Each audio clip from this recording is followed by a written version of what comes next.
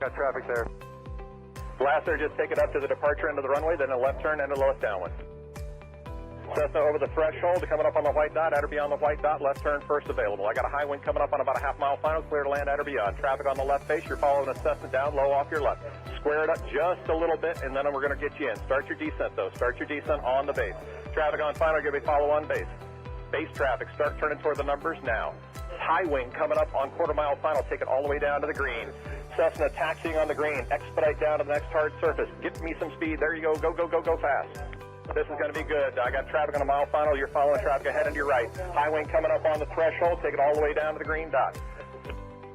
5 Charlie Sierra, 2 mile final. A mile final, turn north, and we're going to just make you, we're going to bring you back around. Jet traffic's coming up on about a mile and a half final. Runway 9er clear to land. Okay, all right.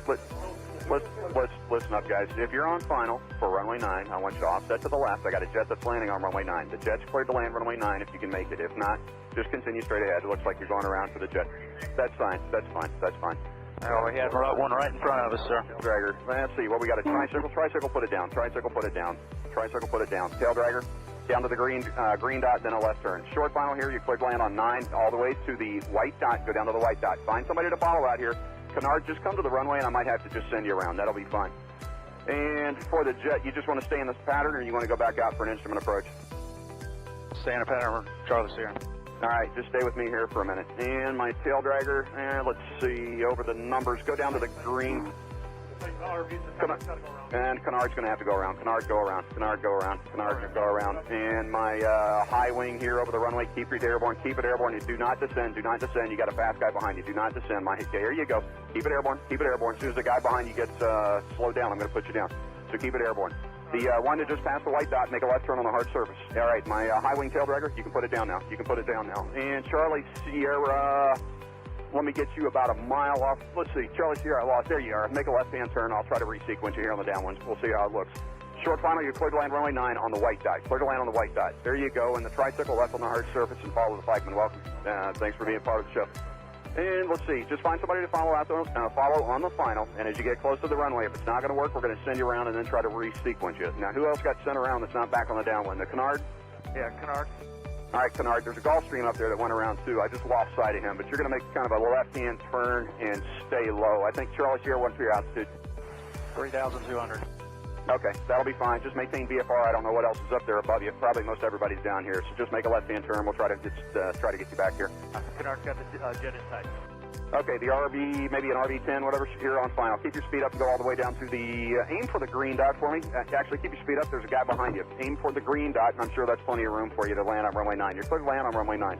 Number 2, you're going to go down to the white dot. Follow the white dot. Actually, you know what? That's 1,500 feet. You're going to land at the white dot. The spacing looks adequate here. 2 guys on final. You're kind of tight there. Keep each other in sight, and you're going to aim for the white dot. If it's not going to work, we'll come up with a plan B. We might have to send you around. The second guy behind you out there in about a 2-mile final. Are you slow enough to be able to follow that guy in front of you? You need to go around.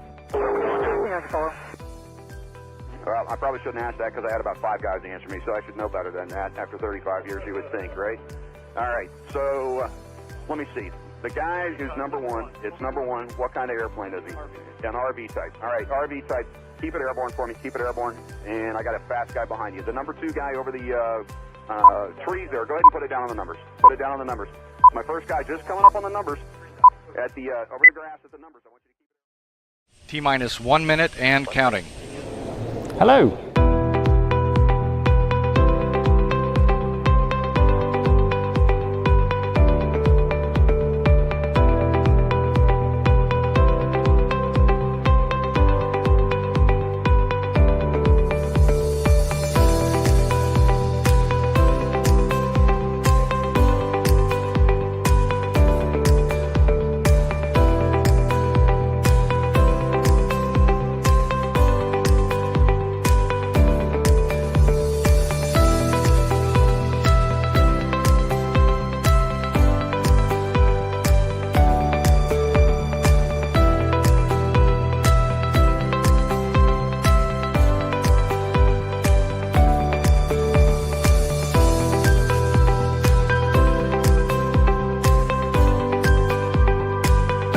Four, 3, 2, 1.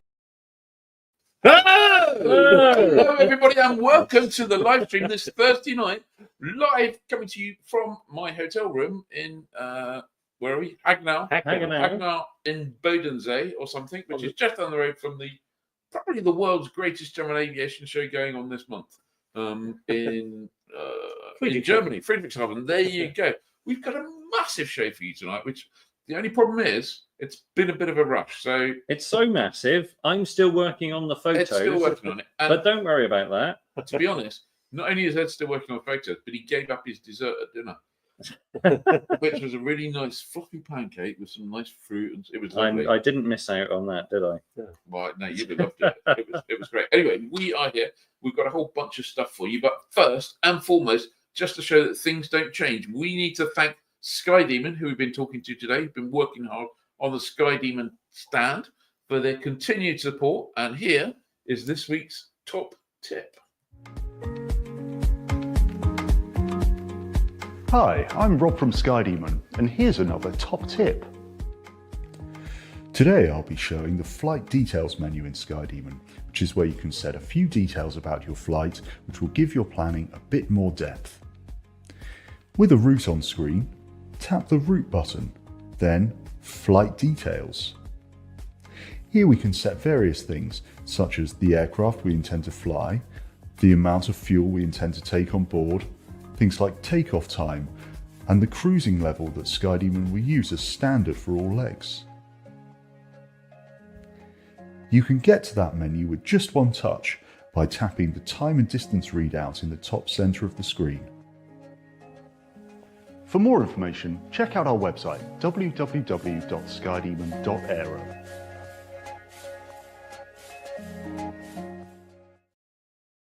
There you go. You know it makes sense. Use the flight details menu to get even better, more accurate stuff.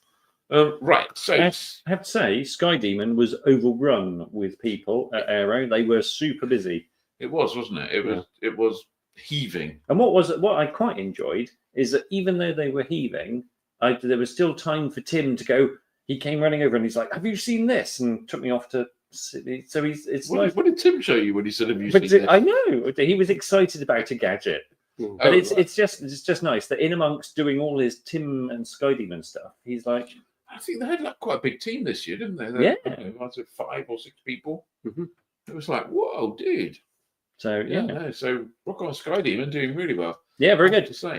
So no Simon, because Simon the weather wizard is away. But I believe that we've got a Johnny. A Johnny weather wizard. Johnny, who's back in the UK holding the fort, sent us this video. Good evening all, it's Stand-in Simon here with a quick weather forecast for the weekend ahead. Starting with Friday, eastern parts will hold on to cloud with mist and fog lingering along coastal areas. Over in the west, especially across Ireland and Wales, there'll be some brighter spells. It will feel pleasantly warm in the south with temperatures up to 18 degrees, but it could stay cooler further north, closer to 12 degrees. Friday night, much of the country will enjoy a clear and calm night. However, there will be some low cloud developing across the far south and along coast of the Irish Sea. Overnight lows will fall to around 4 degrees C in the north and nearer to 8 degrees C in southern regions. On Saturday, the weather kicks off mostly dry and bright, but cloud will increase later with some light patchy rain moving into the northwest. Showers may also pop up across southwest England and parts of Wales, gradually pushing northeastwards. Temperatures will climb to around 18 degrees in the south and 14 degrees C further north. On Sunday, a generally cloudier day with more widespread showers, some of which could become heavy, especially in the south. Expect highs around 18 degrees C in the east, but it'll feel cooler in the west with temperatures hovering closer to 12 degrees C. Wow. I mean, we need to organise a competition. The Johnny versus Tim Dawson ASMR voice-off. I don't know. Yeah, was that AI Johnny? No, I think that was genuine Johnny. Genuine Johnny. Genuine Johnny. If that was AI Johnny, then AI is doing bloody well. I've got a feeling that having said genuine Johnny, that Annabelle is curled up in a corner somewhere. Yeah. Probably. Right, I said thanks to SkyDemon. Well, I also need to say thanks to Cirrus and Continental Aerospace Technologies. They have supported our coverage here in Friedrichshafen. If they hadn't supported it, frankly, we wouldn't be at a hotel. We'd all be camping on site or like just kipping in the woods opposite. Well, I don't think that. I think we'd at least be a tent in hall. We'd be a tent in hall hall or whatever it is. Yeah. So thank you very much to those people for that. It's hugely appreciated. Yeah. And I'm just going to speak slowly while I just arrange my What would you world like here. Okay. What I'm going to do here is, so we're going to go to the real news. What real news? What am I talking about? We're going to go to the non-aero news. But before we do that, we're going to play you a little sneak peek of things. It was things we saw during setup day at AERO. Setup day, absolutely. So here you go. Then we'll get back to the real news afterwards. Coverage of AERO 2025, supported by Cirrus and Continental Aerospace. Okay, let's take a look before the show opens tomorrow.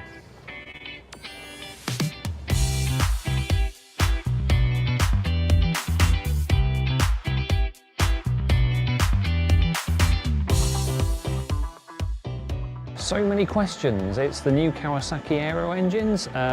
It's a case of where's the gearbox going to go? How is it going to be packaged? We'll have to find out. Okay, so this is the Junkers A60. This particular version is a fixed gear, and I have to say I think it's aesthetically challenged. Not the prettiest aircraft in the world, and I'm afraid the retractable gear, red-coloured version of it there with the kind of coupe canopy is not doing it either. So sorry Junkers, a bit of a from me, but we'll find out more. Beauty's in the eye of the beholder and all that. Okay, we know black shape for their nose wheel aeroplanes, but look what we found. It's the Prime Explorer, and it's a tail wheel. Aero has its wacky side, and there's this cool electric 120 kilogram flying wing ultralight. We'll have to find out more about this. That is an aeroplane with attitude. Chunky tail wheel with suspension, big meaningful Tundra tyres. It's got VGs on the wing that you can't see from here. It looks amazing. It looks, in that colour scheme, it looks a bit like a side-by-side trail, but it's the Enduro. The only thing wrong with it is someone's decided to put a ridiculous propeller on. We saw it last year, and it's back and looking even more complete than ever. It's the Aviosma Funfly, and it looks amazing and bonkers. Just bonkers. Did I say bonkers?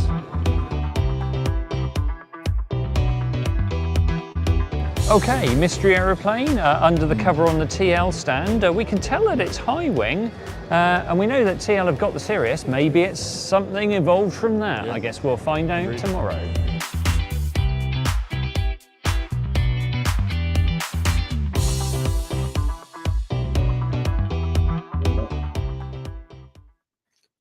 Wow, there you go. Oh, no, what am I doing? Remove. Look at that. There you go. We were setting things up for intrigue, weren't we? We were. So before we do that, before we go back to AERO Friedrichshafen, which is going to be the bulk of tonight's show, to be honest, we should go for the rest of the news. Now, I realise you're used to the super slick presentation and technical skills that we have.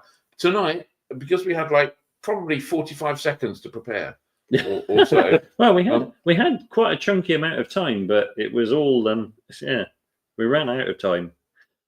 Well, mainly because most of it we spent trying to get some food. That's true. Yeah, that's true. Yeah, we're allowed to eat. Yeah, we're allowed to eat. Right. Anyway, let's go. What news have we got this week? I've got big news. Old Serum. Yes. Is there a picture? There is. It's on screen. So it is. Right, this is going well, isn't it? So, Old Sarum Airfield has won its planning appeal and been granted planning permission for 315 houses and a new flying hub to be built on the airfield. The airfield directors have told us that flying operations will continue, and the whole thing is about creating some money from the airfield to pay for it to become a new look. And the other thing that they're going to do, apparently, is to repair Hangar 3 and rebuild Hangar 3. The whole planning permission hinges on that. Hinges on the Hangar 3 restoration. Yeah. And the planning inspector said he recognised that there's going to be some harm to the heritage assets there, but because Hangar 3 was going to be rebuilt, the benefits of that outweighed the disadvantages.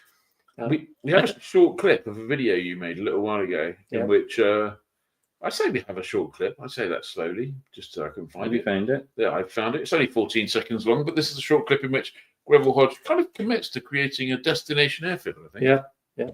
But really, the intention is to build really nice facilities here. Yeah. So it becomes a destination airport for people who want to come and visit, have a cup of tea, have a lunch, have a nice time, and then move on to their next airfield. Yeah. So I think the amazing thing is we were probably not expecting the planning to be granted, and all of a sudden, Old Sarum is saved, and we'll all be flying in soon. Yeah, and really, it all hinged again on historic England, who were previously opposed the plans. They've swung around, and they now support it, and they support it because Hangar 3 appears to have a future. Without them, I think it probably would have failed again. So, I guess the question is, do we think the airfield's going to reopen up to GA traffic? And if so, when do we think the airfield will reopen up to GA traffic? Because there's no reason not to do it now. I guess not, no. Don't you think? I mean, it might be a bit early this weekend to get things in place. Well, of course, because there's a contract in place with the skydiving operation, Yeah, so... But it is possible to have skydiving and aircraft at the same airfield, Dunk as well. Yeah. For example, manage it without any problem whatsoever, as do many other places. Yeah. But it's not rocket science, even. But I think this is amazing news, isn't it? It is amazing news. Yeah. It is. Yeah. Jane Gifford says, but will all those 350 house people then complain about the noise of the aircraft? Well, they less likely because they know they're buying a house actually on an airfield. It's going to be built into it.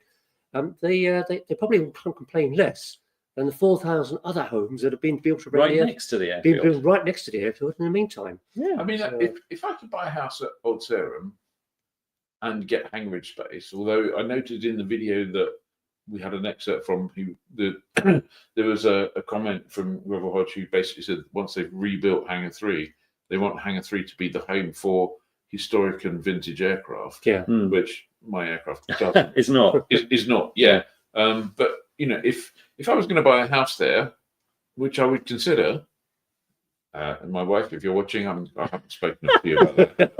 I do apologise. We'll talk about it when I get back. But I would want guaranteed access to the fact there was a runway. I would. Can you imagine buying a house and then all of a sudden 6 months later you go, so I have a house with a 800-meter or whatever it is dog walking track. That would be no good. That would be no good. Anyway, great news. Great news. Yes. Yeah. What else is news? Oh, so you've got some news about Haverfordwest. Haverfordwest, also great news there actually, because there's a new management team come in at Haverfordwest. They've taken the responsibility for running the airfield off of the local council. I mean, local councils, they're not really airfield operators, but so this new company. I think they did a pretty good job at Gloucester. They did, yes. Well, there was a couple of people in charge who were pretty good at running airfields. But anyway, at Haverfordwest, new company called Fly Wales, and they've taken it over. They run a charter operation, but the whole plan is to make the airfield work really well.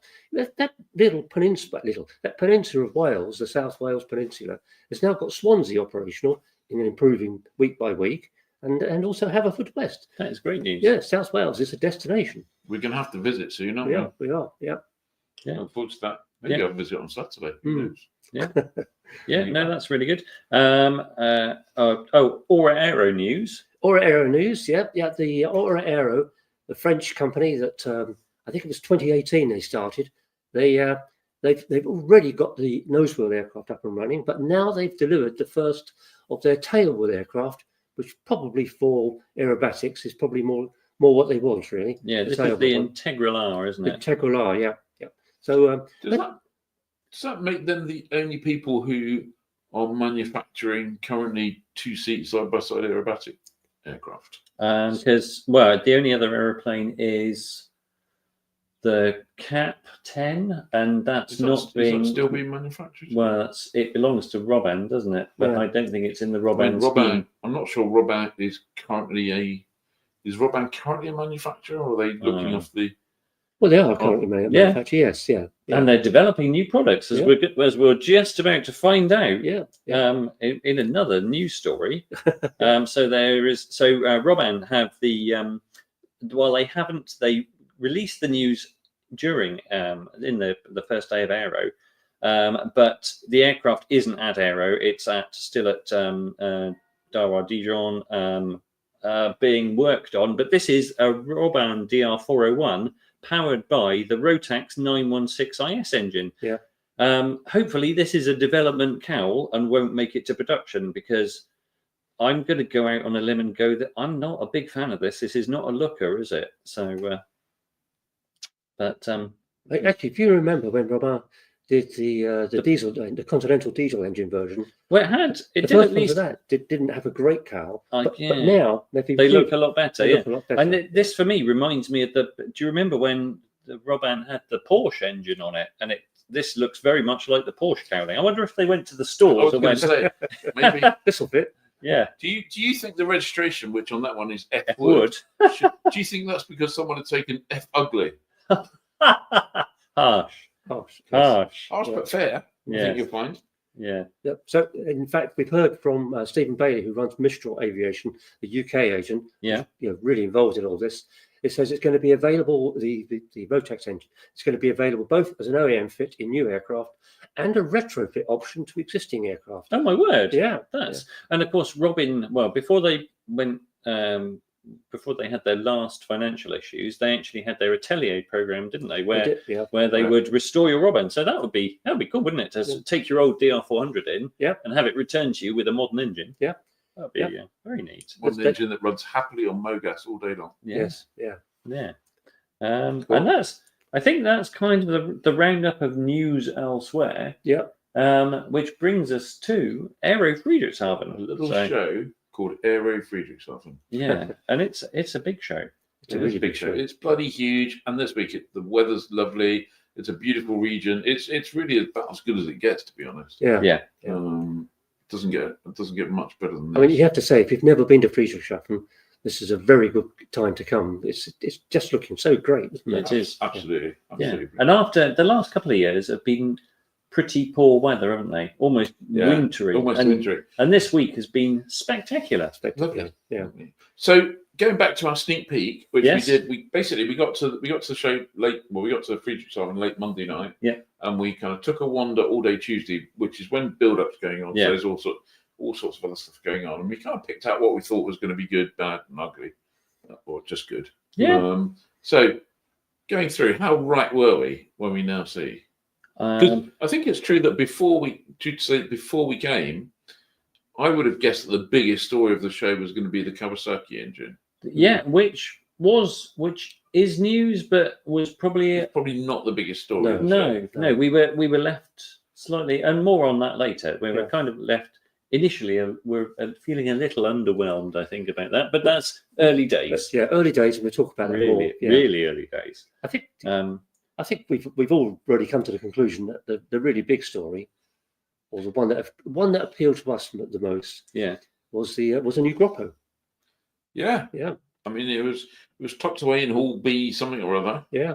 Groppo had hinted. They said, "Hey, we've got a new aeroplane." They teased on social media. They said, "Come and find us on at the show," and they said, "There's a new aeroplane." And we were surprised to discover they've had the G70 nose wheel aeroplane for a couple of years. Yeah, that G70 kind of looks a little bit like a strutted version of the high wing sling. Maybe a sort of Vashon Ranger type. Yes, more Vashon. It's like high wing sling meets Vashon Ranger. Yeah, exactly.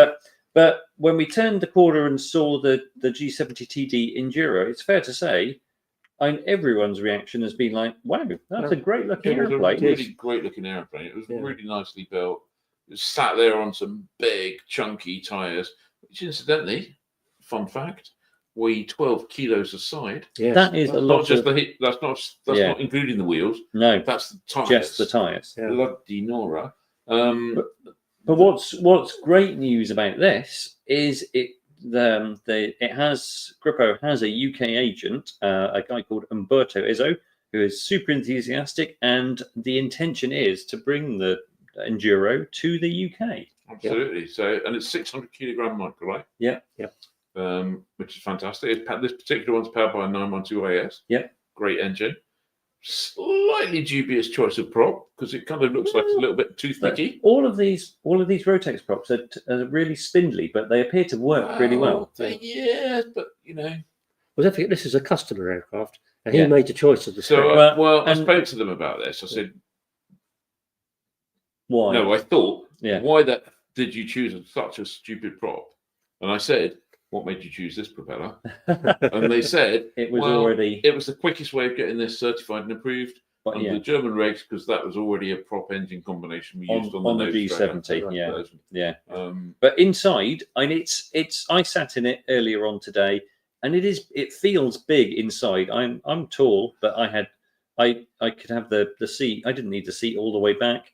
But there's plenty of headroom, plenty of you can see it's got the bulge doors. It's a really comfortable, lovely place to be. In fact, it is actually the same cabin as the nose wheel version. Yeah, the G70. The G70, and it's got optional folding wings as well. I think it has. It has. Which kind of fold using the same mechanism as the Groppe trail. Which is kind of like it's a relatively swift fold, isn't it? Yeah, it's a single you go to the tip, you pull a pin on the very tip, the wing rotates vertically, and then you walk it round to the The other news about that aircraft is it's coming in via the BMAA, isn't it? Yeah, so Umberto says that he's going for ready to fly under 600 kg rules, wasn't it? And there's the promise of a fast build kit as well. Advanced build kit. I'm not quite sure what that means. Yeah. And they're also doing on screen at the moment. It's the nose is where this all started. The nose dragger version of the G70, and that's not a bad looking aeroplane. But previous years, I've not really given it too much attention. But it just in that configuration, that looks brilliant. The interesting thing is the price of that, depending on how it's equipped, because that particular one's got Garmin G3X, got an autopilot, got all sorts of stuff. So the price of it, depending on how you equip it, is they're aiming for between 150 and 200,000 euros VAT paid. Wow. Which is a stonking price. That's a great. There were some aircraft that we saw which looked lovely, but in the 600 kilo microlight range, that were 300,000 plus. Absolutely. And that's kind of a bit pokey for an ultralight microlight. That's really, really good. Also on the microlight theme, there was news of a British approval, wasn't there? Yes. TL Ultralights. They now the UK agent Sting Aircraft have now got BMA approval for the Stream, which is it's two seats in tandem, isn't it, this one? Yep. And we've got a little picture of actually this time the Stream's approval went through the CAA. I asked the CAA guy, Weston.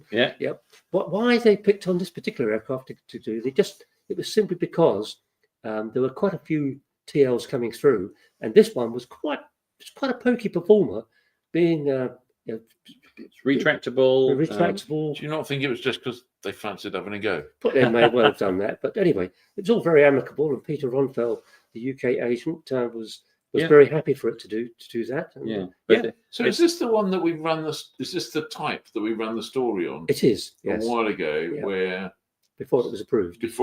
Someone had bought one. Yeah. Bought it before the approval. And ended up with a not inexpensive aircraft that was not approved. That could not be G registered and was not approved, but now it is. Yeah. In the photo there, you've got Rob Mott on the far left. He's BMA's chief technical officer. He's super enthusiastic. You've got John Davis, who's head of GA regulation or certification. And he's airworthiness. There we go. And again, another. He's used to use the stick of rock analogy. If you cut him in half, he'd have GA. He's super enthusiastic, super guy. He's one of the good ones. Yeah, really is. And then you've got Ewan Weston, Peter Ronfell, the boss of Sting. I'm going to get Dave to pronounce the boss of Sting. No, he's the boss of TL. Oh, sorry, the boss of TL. Yeah, ultralight. His name is Jiri Tulusty. Very good. Yes. Yeah. What does TL stand for? The first two letters of his name. TL. So he's the boss of TL. The bottom TL ultralights. TL Got it. ultralight. Right, Yeah. sorry. It's I was being a bit dense there. Excuse me. Yeah. Sorry, people. And Sting, TL also had an aeroplane to reveal, didn't they? They did the proper pull the rug off the aeroplane. Yeah. And they revealed this. This is so they've got the Sirius aeroplane, which is nose wheel, and they went, hey, let's make a backcountry aeroplane. And clearly, the way you make a backcountry aeroplane is to take tricycle gear off and put tailwheel gear on it. I'm not entirely convinced by this. You know, I spoke to a couple of people today as we walked past it. Yeah. And there were some strong likes as well as some. Yeah. I mean, beauty's in the eye of the beholder, unless we're talking about a particular aircraft that we'll come to later, which is just but ugly. For me, a backcountry. If you went to Alaskan backcountry and you went to fly this aeroplane to this muscly, moustached Alaskan pilot, and he'd look in there and go, "It's got a yoke." And probably a backcountry Alaskan pilot wouldn't fit in the cabin. I've got one word to say to you though. Yes. More. Yes. As I was saying that, I'm going, more has a yoke. So I don't know why it does, but it does. Yeah. What you can say about that TL Sirius backcountry is like all the TLs, it's beautifully made. Yeah. Beautifully finished. Yeah. And more TL news. Is it? Oh, yeah. The TL. Oh no, Biggles biplanes has put the covers back on. So if I was to give this the name that Ian thought it was called, Ian read this name on the nose and went, "Is that the Spanker?" That's what it says. It's not the Spanker. It's the TL Sparker. Now this is an aeroplane that I think was kind of created directly to hit hard at the American LSA audience, but has become very applicable over here as well. I think this is great looking, nice. It's got a giant cabin. It's a lovely looking airplane. Again, super TL build quality. Yeah. And it's the next. Rob Mott indicated it's the next aeroplane that they'll be seeking approval for in the UK. So do you know what this means? TL. They have an aircraft in practically every configuration, don't they? Yeah. They've got two seats in tandem, 2 seats side by side, as in the Sparker. Yeah. They've got high wing, they've got low wing. I like the side seat. It makes it even more spacious. It is called the Spanker. If you go back to your other picture, Ed, for a second. Yeah, that one. I mean, I think the front of it looks pretty good. The wings aren't too shabby. It's got an amazingly large cockpit. It's going to need some kind of top shade because otherwise you're just going to cook. You're going to cook in that, aren't you? Yeah. But then when they got that far, they went, "Oh, the tail doesn't really matter. Just make it look like a tail." It's like, oh, why did you go and sport? You said it needs some Italian magic, doesn't it? It does need some magic spread over the tail part. Yeah, of it. but it's not overall, and we can't use the descriptor. It's overall not bad because that's we said it's like killing it with faint praise. Yeah, it's nice. It's great. Yeah. It's just a little bit. I hadn't noticed the side sticks. Weirdly, I just imagined it was normal side stick. I'm just now that you've said it, it's like, oh, side sticks. Yeah. That's really, I think that's a fantastic little cabin. I think it's a great little. It just looks a little bit blancmange to me. Would you like some vanilla blancmange, sir? Well, I don't know. A lot of people like. Yeah. A lot of people like blancmange, I know. But yeah. I know. I'm just looking back at the comments. There's Annabelle saying that is a lot of rubber. I'm guessing she's talking about the big tires on the back country. Yeah. You don't have to have those big tires, of course. No. You can. No, and in fact, frankly, at 12 kilos a pop, are we talking on the similar wheels? The Sirius or the? I mean, they're the same anyway. Really. Yeah, pretty much the same. 12 kilos a pop. You need to be landing on some really rough stuff to make it worthwhile. Yeah. I'm not a big fan of big tires, to be honest. No. So anyway, so TL any airplane I've ever crashed had big tires. Yeah, and having witnessed that, big tires are bad, kids. They are mean to you. They are. So TL stuff, very, very cool. Another thing that we saw, and I think universally loved in the way that we loved the Gruppo, just because of the extreme bonkersness, was the Funfly Extreme from Aviosma.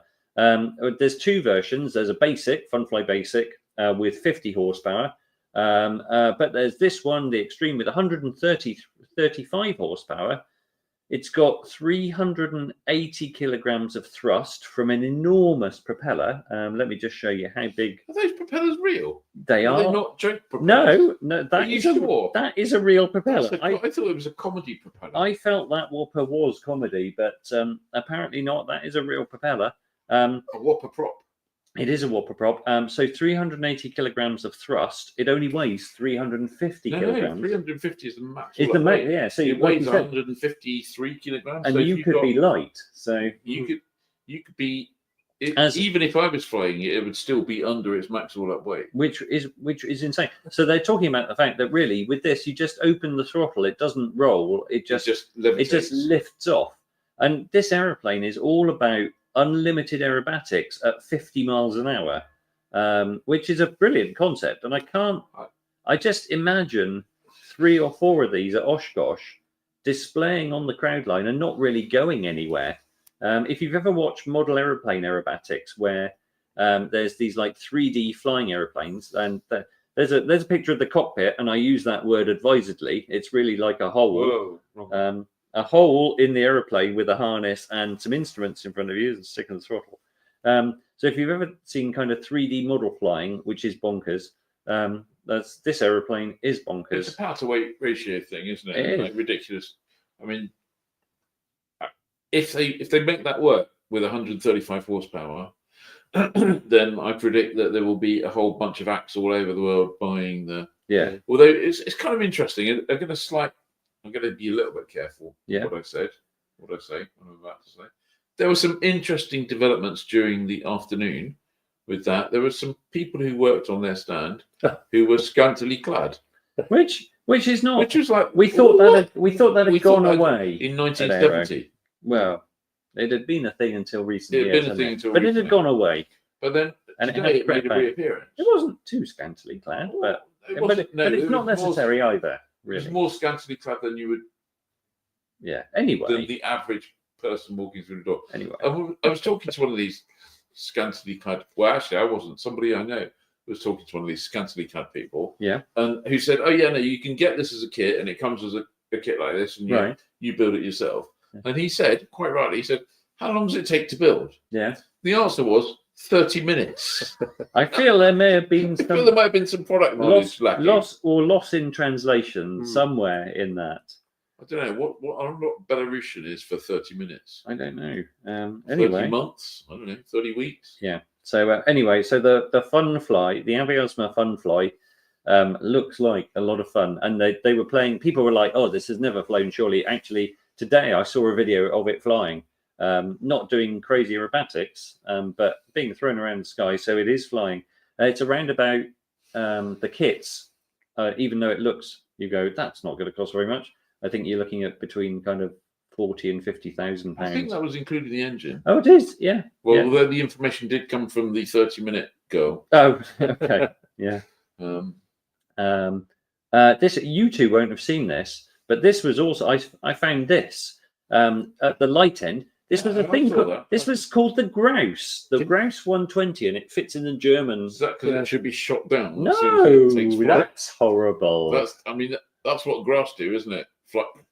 Yeah. So this I've never shot a grouse. Yeah. This is like the world's. It's like a tiny kit fox, a teeny tiny kit fox. Look like the E-Cub or the yeah. What was it called? The Sherwood Cub. The Sherwood Cub. And it's kind of very much it's a bit like that. Anyway, it fits 120 kilogram German kilograms. Yes, 120 German kilograms. It doesn't need to be 115 though. Isn't that? No, it's 100. I think the aeroplane. It's 120 plus you add don't you? Anyway, this was powered by the Helvenco 4-stroke engine, which was all beautifully done on it. And anyway, that's I'll do a little bit more research and write about this on the Fly website. But that was cute. I like that. Not Ian. You were not loving this, were you? No. So was it last year or the year before? Junkers turned up. And Junkers was a company that was kind of recreated, rescued, however, I'm not quite sure of its precedence, by a German chap who used to own the Rimowa suitcase. Dieter Morschek. Who owned the Rimowa. He sold the Rimowa suitcase business Ended up with shed loads of money. Good thing. Yeah. Spent it on aviation.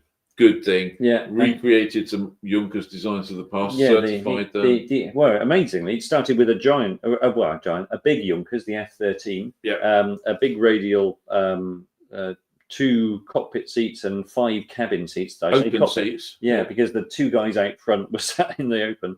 And then after making the big Junkers, he's like, oh, I'll start making modern small ones, reproduction ultralights, and started with the Junkers. Made a little baby aeroplane called the A50 back in the 20s, I think. And again, corrugated, and they've done a great job with this. And there's a Rotex version, radial, but clearly, I don't know who it was in the company said, let's use all the Junkers styling, but make a side-by-side modernish aeroplane. So they've got these 2 now, the A60 with retractable gear and the A60 with fixed gear.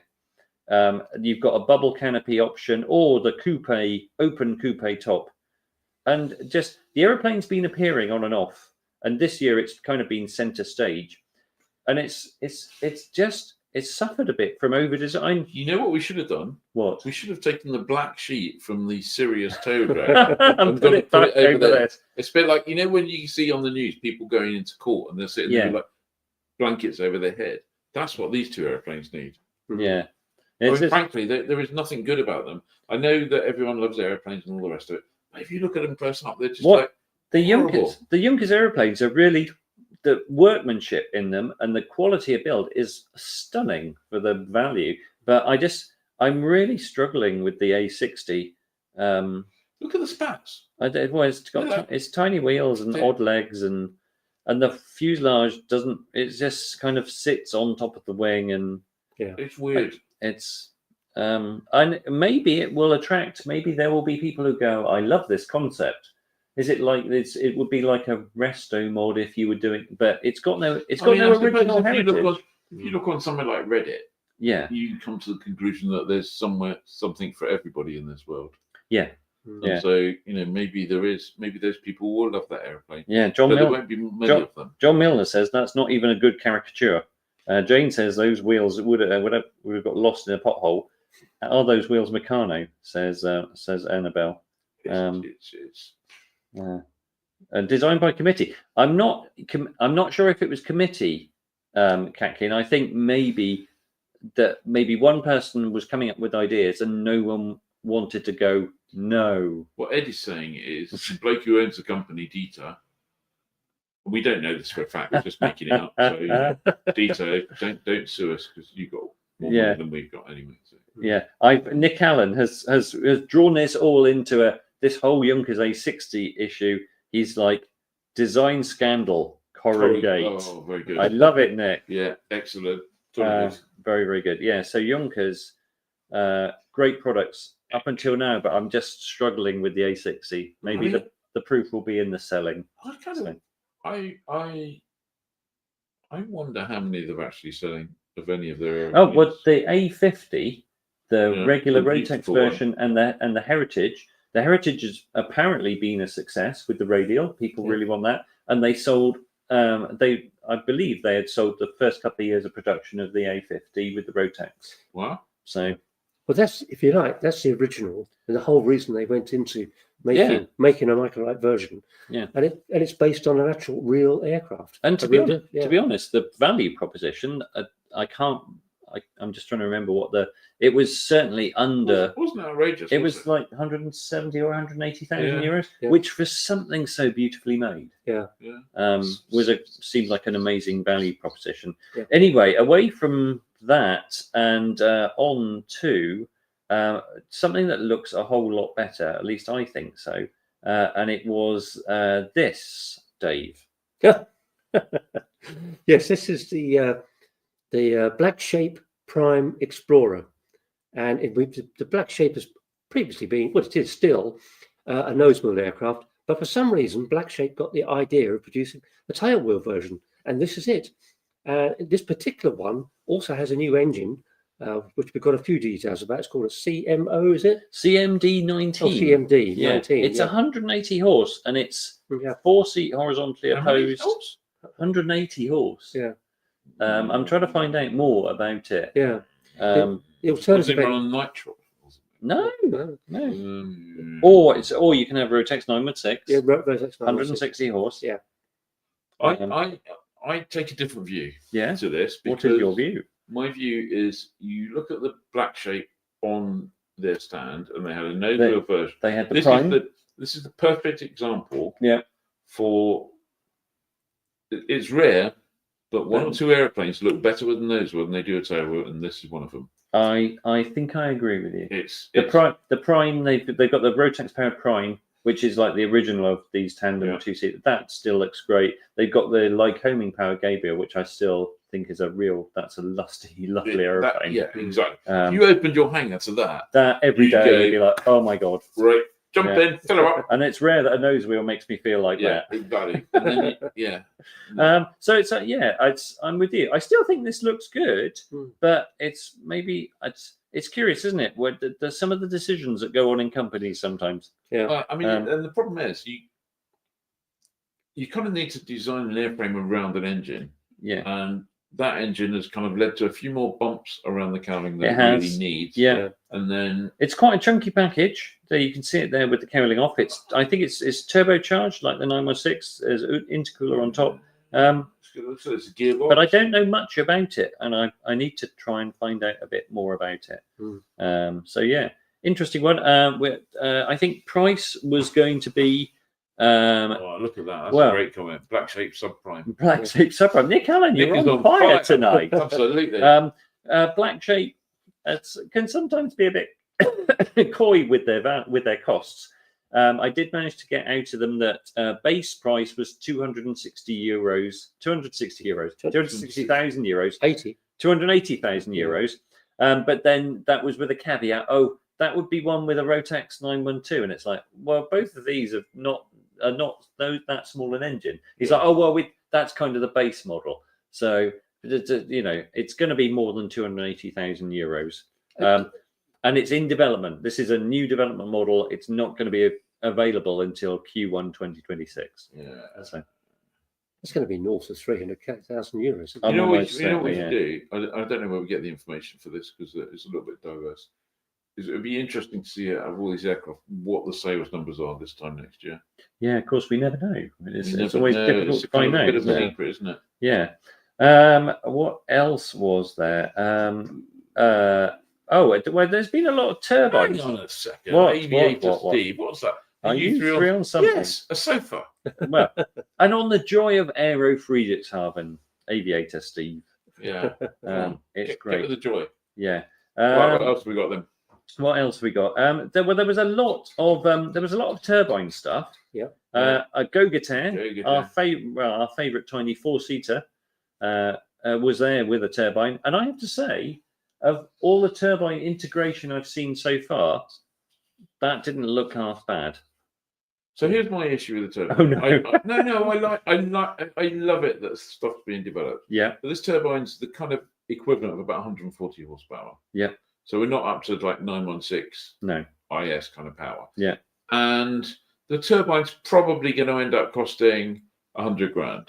Yes, I think that's their target. Which is, and that's the target. So by the time it's been certified and everything else, people might not be surprised if it was a little bit more than that. Yeah. And so you're paying over 100 grand for 140 horsepower engine. Yeah. No one gets excited about what airplane do you fly? PA-20 or 140? No. And that I just, you get the nice noise and all the rest of it. Yeah. But you can play that through your headset. You can get an MP3 file of that. I love that. I hope it becomes something else, and I hope it becomes affordable. But if not, I think there's a danger that you might have a 140 horsepower expensive engine that burns a bit more fuel. And well, I know it's a regenerative, like recycled. Yeah, they've got the fuel consumption, they say, down to 20 litres an hour. Wow, which is pretty impressive. That is very impressive. Yeah, and they are aiming for EASA certification. It's going to be a little while. I'm aiming for to retire a multimillionaire as well, but that ain't going to happen, is it? But I can't give the game away because I spoke to someone who is involved with test flying today, but they are. He said he is, and I trust this person implicitly. He said it is fantastic to fly. The reliability is proving excellent. They're putting more and more flight hours on. And yeah, I think watch this space. I said, how long? And he said, well, it is development and let me find a piece of string. It is always slower than you think. But these turbines are everywhere. Tarragon had a Turbotech turbine in there. It's like everyone's got a turbine. Well, I mean, it's a bit like a concept car on your stand, isn't it? Well, I saw this turn up in the back of a van. So even British Leyland probably had concept cars on this. We put the Allegro into production. Well, I can tell you why they're doing this actually. Because I've got this straight out of the Turbotech mouth. Yes. And that is because what the Turbotech have to prove to EASA is that the thing is safe. Yeah. It's a brand new engine. It's also got what they call redundancy, so it's not going to break first time you give it max beams. Yeah. So they want to see it build up the service hours. Yeah. So they're working with people like Tarragon, like Go Get Air, like Bristol in their XL8, JMB. Yeah. They're working with these guys because they will help them prove to get more hours on it in different airframes. Yeah. They'll help prove its reliability and safety. Yeah. Captain Sensible. Yeah. Well, there you go. So, quick question here. Did the flying meetup happen this afternoon? Yes. You went, didn't you? I was at a press conference. So, but you went. It was funny. There was beer. Yeah. Talking of, I was at a press conference. I was at the press conference, and so was Dave, for this. So, Kawasaki, the engine manufacturer and builder of motorcycles and many other things, are getting into the aircraft engine business. And amazingly, they said officially, we only got into the aircraft engine business on April the 1st, which we thought was a bit of an odd date. But they've had a team working on this project, and they pulled the guy off who makes the engines for their sports motorcycles, a guy who's makes them really seriously fast motorbikes, and because they've got all this motorbike engine knowledge, they think like they said, bike engines are small and light and carefully packaged. And they used to go in things that fly and but motorcycle engines get a hard life, and if you make a motorcycle engine last for a while, then it's a good engine. And Kawasaki makes some great engines, so it makes sense for them to try and find another use for that knowledge. I think we should take a quick 5 minutes out here because time's getting on. I'm not quite sure how that happened, but just maybe not 5 minutes, a few minutes. We talked about a whole bunch of interesting stuff that we've seen, but it's probably worth a little mention for some of the stuff we haven't seen that was kind of notable by its absence. Oh, okay, So I didn't spot, because we were looking at a Bristol B-23 IFR airplane before AERO. Bristol weren't here. Bristol weren't there. But were they're just caught up in doing a whole lot of... Yeah, they were there in a very small way. They were in the... They had a glider tug. Yeah, they were in the glider hall with the tug. Yeah. And also on the Flieger engine stand. They had the turbine. They had the Turbotech. Yeah, the XL8 project. But there was no Bristol stand. No, there was no big and Bristol then stand. the other big stand that was missing from the B halls was Comco Icarus. Yeah, Icarus. So the C42, C42B, or C or D, or whichever one. They've generally had a big spot. Spot. Yeah. So they weren't there. That wasn't happening. I was really looking forward to seeing what used to be called the Black Shape by Opener, which is now called the Helix by Pivotal. Or something. And there was just a chair in the place. Because we heard, I misinterpreted the news information, but I presumed that we would be seeing the Pivotal opener. No, the Pivotal Helix at Friedrichshafen. Actually, they just sent their simulator chair. Yeah, which is a bit disappointing. There was a chair that was on the end of a little stand. Yeah. It was like, okay. So that was a shame, because I still think that will be a great thing in Europe, and that will be a fun SSTR. Was there anything else that we thought we might have missed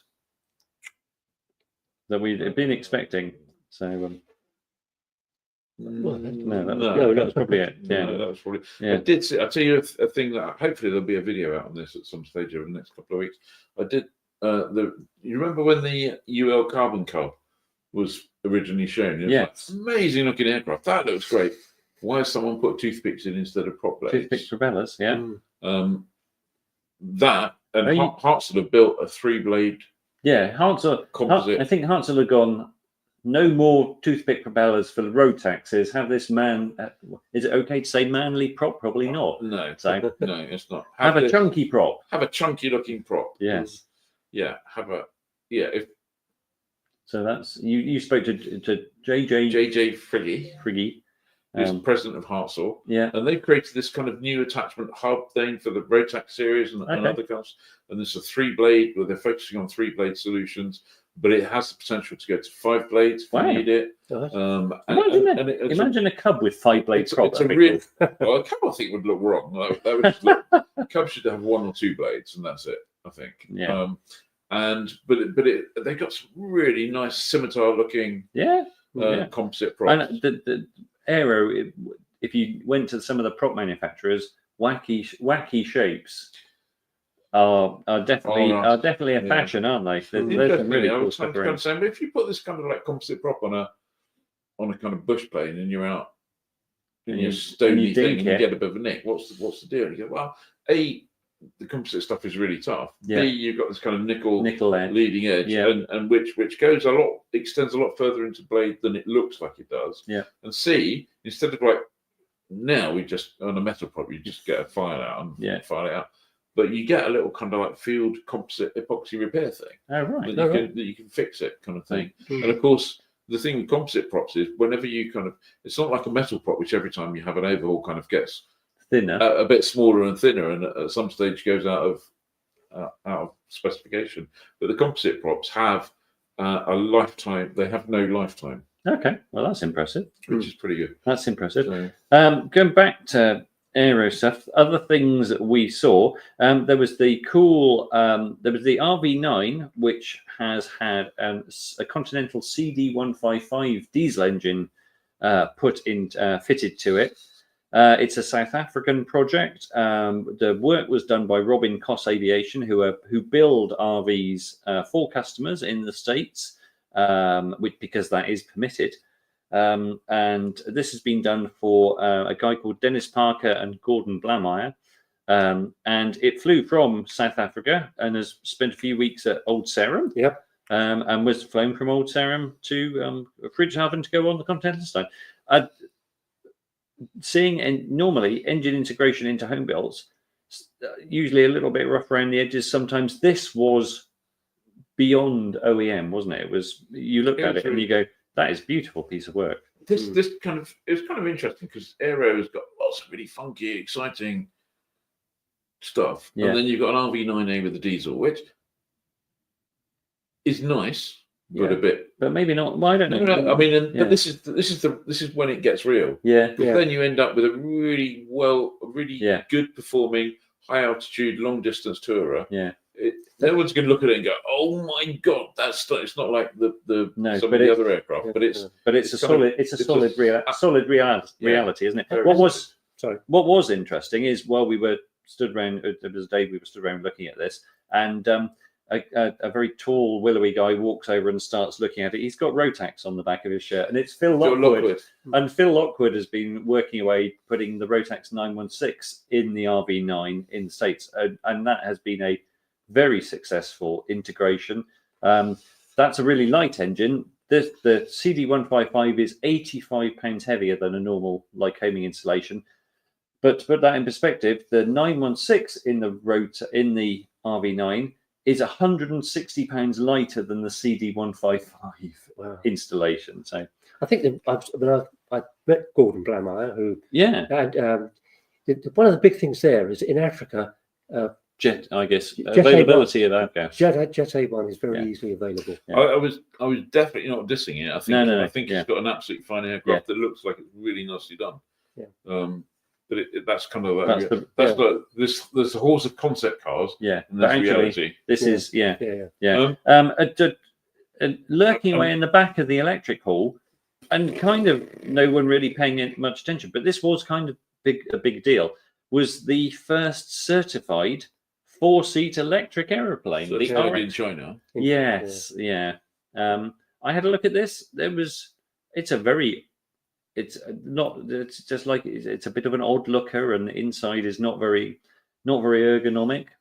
And it's like full of avionics that you wouldn't recognise. You've been kind on that picture because you haven't captured. I know. The tail. There are many angles where this aeroplane looks gopingly ugly. Yeah. You found it. This is its best side. That is the best angle. But an amazing. Well, it's a certified 4-seat electric aeroplane. So yeah. Have we got anything else stunning, or do you think it's time to quickly move on to? I am just fantasy checking. I think we may have. I only say that because time's marching on. Yeah, we've only got 5 minutes. Yeah, that's a good point. I will say there was first time ever in Europe Icon A5. Oh yes, because it was on the flight design stand. Yeah, and the flight design has been bought by the American company, which is owned by a Chinese group. Yeah. So how is that an American company then? Well, this is how it's explained to me by the guys at Flight Design and Icon. And they always tell the truth. And somehow the camera's... Yeah, the camera's like, I don't like Ian anymore. Yep. So anyway, there we go. Flight Design and Icon are now owned by the same Chinese group. And so we're both on the same stand. Yeah. And we think it's the first time that Icon have exhibited in Europe. I think it is. Yeah. And of course it is FAA certified. It is FAA certified, yeah. So that'll help the Germans. Yeah. I know. Yeah. So I guess there's I would say if you want to learn more, we've got a story running on the web around the halls on the Flyer site. And there's going to be a whole bunch of video content coming out as well, isn't there? Yeah, so, a whole bunch of video content. Absolutely. So, I hope there's a couple of things like just briefly with Continental was there. They celebrated 12 million flight hours on diesel engines, which is impressive. 120th anniversary. So 1905 they started. I think it was 1905 they started. 1906 was the O series that we see. The opposed cylinder was the first built, and a whole bunch of other stuff that we'll talk about at some point in the future. Cool fact. I think I mentioned it to you today. But Continental have the 670 radial engine that powered the Stearman. That engine has never had an AD in its life. It's such a good engine. That's amazing. Yeah, that's so cool. So cool. I'm going to check the comments very quickly, but I think it's probably time to head to.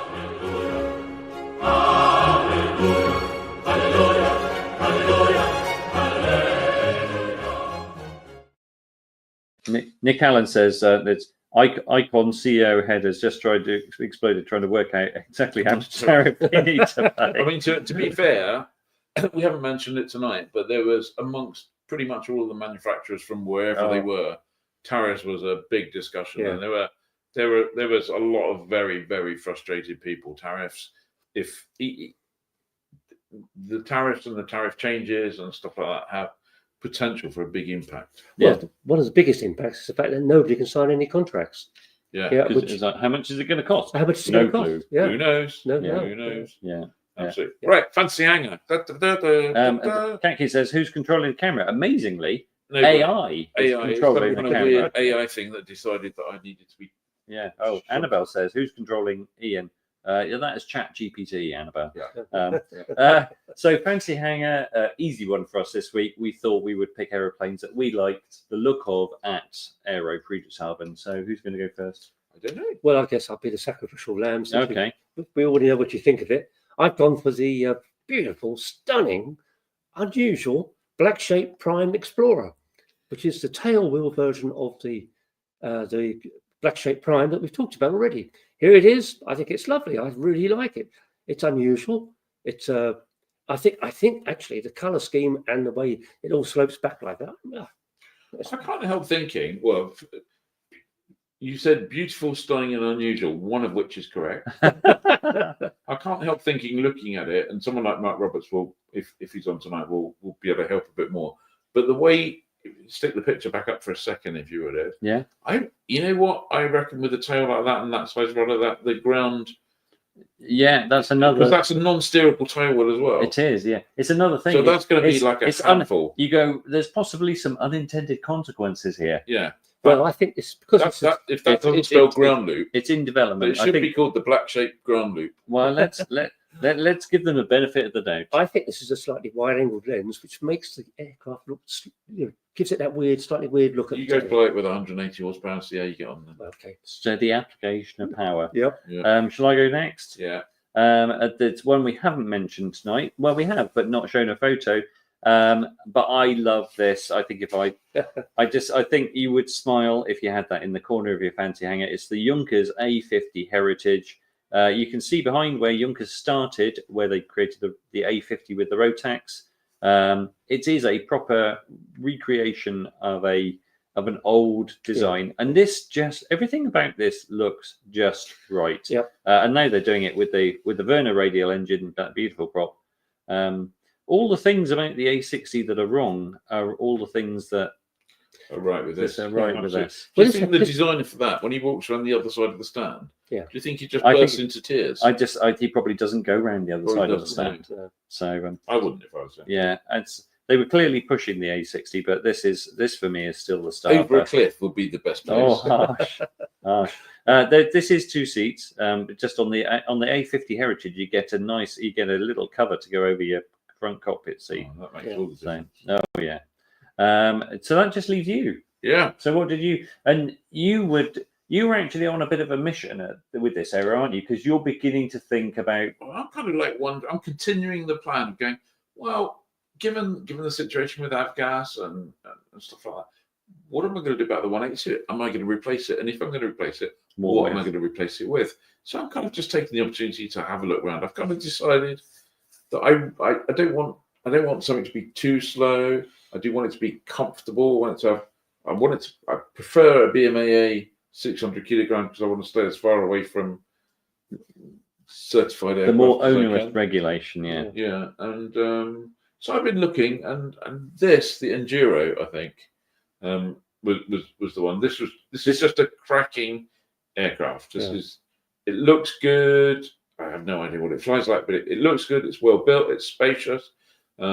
It's probably a little bit slower than I want. So 100 knot. It's a 100 knot airplane. Yeah. I'd make the wheels a little bit smaller and see if I can squeeze a few extra knots out of it. I think that would help. Yeah, it would help. But spacious. What's the word? It's characterful, isn't it?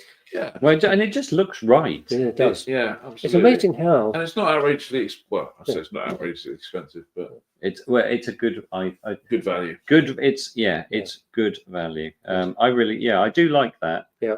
And I'm going to check the comments because obviously, ultimately, Ed wins. I have seen one of those. What do we got? Well, I think it's just this one we need. There's an Ed Ian wins. wins. Ed wins. Ian wins. There's an What? Ian wins. Clear Cloud says very FW190. Is that that's your black shape? Okay. DC Deadly Choice. Ed wins. Yes, Annabelle. Obviously this time last year you picked the Junkers A50 Heritage, and obviously Ivy McIver of Cirrus. She likes it too. So yeah, that's a nice way to describe it. The Junkers has mischief written all over it. Yeah, you could just imagine yourself flying around at 501 feet on a summer's evening. EH very happy. Ed wins. Looks like a corrugated iron shed, but it's lovely, Jane. How much wind protection do you get from that huge wind chill? Probably not a lot, but just enough. Ridder says you need a spanker. Only on weekends. Dave wins. Ed wins. A cracking aircraft. See, told you Ed wins. Ian wins. Who said Dave wins? Who said Dave wins? Midlife PPL said Dave wins. Midlife PPL. Come on. Ian wins. Ian wins. Ian wins. Ed wins. Ian a close second. Ed wins. It is an Ed wins. I feel. Yeah. But there's a lot of love for the Grippo G70 that TD. Grippo G70. If we can get, if that can be got through the BMAA, which I'm sure it can be, yeah, then I think with a good proactive dealer, which Umberto is, I think there's a good little. Yeah, I look forward to that. Yeah, me too. So, yeah. So so we can't. Yeah.